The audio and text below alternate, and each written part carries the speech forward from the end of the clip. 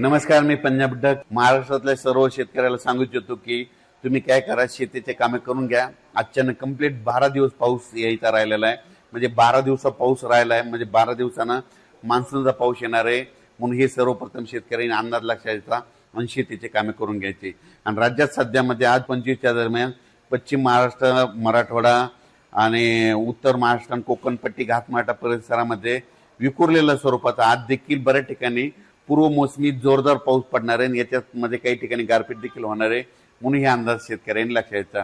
त्याच्यानंतर विदर्भातल्या शेतकऱ्याला सांगू इच्छितो की विदर्भातल्या शेतकऱ्याचे फोन आले, पूर्व मोसमी पाऊस कधी येणार आहे. तर विदर्भातल्या सर्व शेतकऱ्याला सांगू इच्छितो की पूर्व मोसमी पाऊस तुमच्याकडं 26 मे पासून ते 5 जूनच्या दरम्यान चांगला पाऊस पडणार आहे. वेगवेगळ्या भागात विखुरलेल्या स्वरूपाचा खूप काही काही ठिकाणी ओढे नाले वाहतील असा विदर्भात देखील 26 मे ते 5 जूनच्या दरम्यान त्या 10 दिवसामध्ये पडणार आहे. सगळीकडे ती एकदा येणार नाही. म्हणून हे देखील विदर्भातल्या शेतकऱ्यांनी अंदाज लक्षात घ्यायचा. पण विदर्भातल्या शेतकऱ्याला सांगू इच्छितो की तुम्ही काय करा, शेतीचे कामे करून घ्या, शेत तयार करून घ्या. कारण की तुमची पेरणी जरा यावर्षी लवकर होण्याची चान्स आहे. कारण की यावर्षी पाऊस शॉर्टकट मार्गाने येत असल्यामुळं, मान्सून शॉर्टकट मार्गाने येत असल्यामुळे तुमच्याकडे देखील मोसमी पाऊस लवकर दाखल होणार आहे. म्हणून शेतीची कामे विदर्भातल्या 6, 5, 11 जिल्ह्यांमध्ये वर्धा, नागपूर, भंडारा, गोंदिया, चंद्रपूर, यवतमाळ, वाशिम, हिंगोली, त्याच्यानंतर बुलढाणा, अकोला, अमरावती, इकडे नांदेड जिल्हा, यवतमाळ जिल्ह्यातल्या शेतकऱ्यांनी शेतीचे कामं करून घ्या. कारण की पूर्व मोसमी पाऊस तुम्हाला पडणार आहे, त्याच्या पाठीमागून लगेच मोसमी पाऊस येणार आहे. म्हणून तुमच्यासाठी खूप चांगलं वातावरण राहणार आहे. म्हणून हे देखील लक्षात घ्यायचं. परभणी जिल्ह्यातल्या शेतकऱ्यांनी देखील शेतीची कामे करून घ्यायची. कारण की परभणी जिल्ह्यात देखील काय होणार आहे, म्हणजे मराठवाड्यात देखील काय होणार, मराठवाड्यात देखील तुम्हाला सांगतो, परभणी जिल्हा झालं, लातूर जिल्हा झालं, बीड जिल्हा झालं, धाराशिव जिल्हा झालं, ह्या पट्ट्यामध्ये काय होणार, पूर्व मोसमी पाऊस काय होणार आहे, अगोदर थोडा जास्त पडत असल्यामुळे काही भागामध्ये जास्त पडणार आहे. पण मराठवाड्यातल्या शेतकऱ्यांनी तुम्ही काय करायचं, अचानक कंप्लीट आपल्याला पाऊस येण्यासाठी 12 दिवस शिल्लक राहणार आहे. 5-7 जूनला पाऊस येणार आहे. म्हणून हा अंदाज लक्षात घ्यायचा. पण बदल झाला तर त्याचा परत निषेध दिला. पण माझं म्हणणं आहे, तोपर्यंत आपण आपल्या शेतीचे कामं करून घेणे सगळ्यात महत्वाचं आहे. उत्तर महाराष्ट्रातल्या शेतकऱ्यासाठी एक आनंदाची बातमी, उत्तर महाराष्ट्रातील काय होणार आहे, म्हणजे 26-27 मेच्या दरम्यान देखील पूर्व मोसमी पाऊस असणार आहे.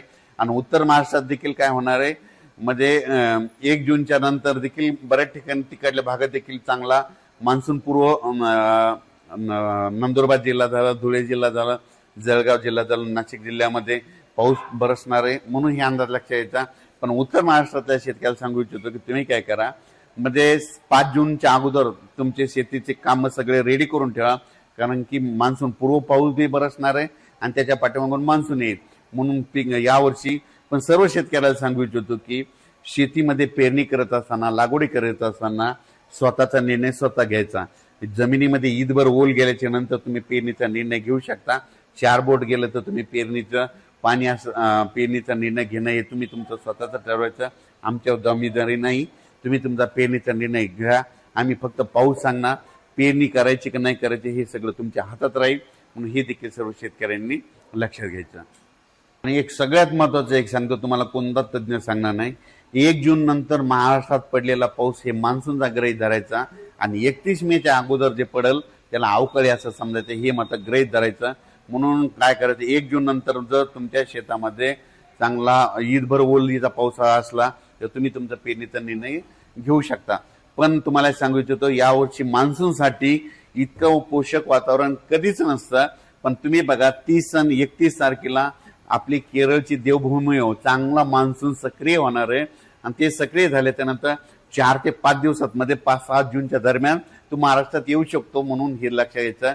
आणि शेतकऱ्याला एक चांगल्या म्हणजे विशेष बियाणे निवड करत असताना तुम्ही तुमच्या आपल्या पाहुण्याला, आपल्या नातेवाईकाला, आपल्या स्वतःच्या अनुभवानुसार ज्या बियाणाला गेल्या वर्षी आदमध्ये यापुढे पहिलं बी काय उतार आला असे बियाणं निवडा. म्हणजे जे चांगलं आहे, ज्याच्यामध्ये येलो मोजॅक येणार नाही, खोडकिडा लागणार नाही, अशा जाती निवडा. लवकर येणाऱ्या निवडा. पण स्वतःचा अनुभव असेल, पाहुण्याचा, नातेवाईकाचा, असं घेऊन बियाण्याची निवड करा. मी देखील माझी शेती करत असताना मी देखील काय करतो, माझा स्वतःचा अनुभव घेतो. नातेवाईकाला, पाहुण्याला 10 ठिकाणी प्लॉट बघायला जात असतो आणि त्यानुसार मी देखील पेरणी करत असताना वैयक्तिक मी माझा निर्णय